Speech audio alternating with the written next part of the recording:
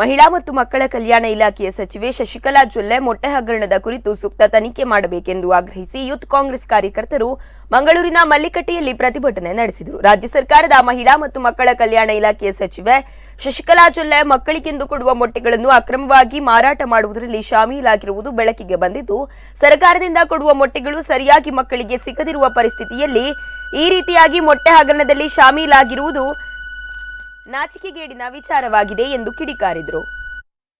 ಕೇಂದ್ರಗಳ ಮುಂದೆ ಪ್ರತಿಭಟನೆಯನ್ನ ಮಾಡುವ ಮುಖಾಂತರ ಸರ್ಕಾರಕ್ಕೆ ಬಿಜೆಪಿ ಸರ್ಕಾರಕ್ಕೆ ಆತ್ಮೀಯರೇ, ದಕ್ಷಿಣ ಕನ್ನಡ ಜಿಲ್ಲೆಯಾದ್ಯಂತ ಎಲ್ಲ ಅಂಗನವಾಡಿ ಕೇಂದ್ರಗಳ ಮುಂದೆ ಪ್ರತಿಭಟನೆಯನ್ನ ಮಾಡುವ ಮುಖಾಂತರ NSC ತಮ್ಮ ರಾಜ್ಯ ಸರ್ಕಾರಕ್ಕೆ ಎಚ್ಚರಿಕೆಯನ್ನ ನೀಡಲಿರುವ ಒಂದು ಸಂದೇಶವನ್ನು ಕೂಡ ನೀಡ್ತಾ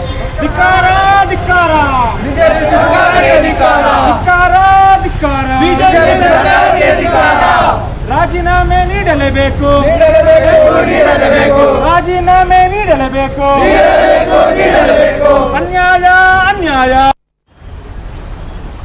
ಆಹಾರದಲ್ಲೂ ಭ್ರಷ್ಟಾಚಾರವನ್ನ ಮಾಡುವ ಮುಖಾಂತರ ಇವತ್ತು ರಾಜ್ಯ ಬಿಜೆಪಿ ಸರ್ಕಾರ ಕಳೆದ ಎಲ್ಲಿ ಈ ರಾಜ್ಯದಲ್ಲಿ ಅಧಿಕಾರವನ್ನ ನಡೆಸ್ತಾ ಇತ್ತು, ಎಲ್ಲ ಸಂದರ್ಭದಲ್ಲೂ ಒಂದಲ್ಲ ಒಂದು ರೀತಿಯ ಹಗರಣವನ್ನು ಮಾಡುತ್ತಾ ಜೈಲಿಗೆ ಹೋದಂಥ ಮುಖ್ಯಮಂತ್ರಿಯನ್ನು ನಾವು ಇವತ್ತು ಈ ಬಿಜೆಪಿ ಸರ್ಕಾರದಲ್ಲಿ ಕಂಡಿದ್ದೇವೆ.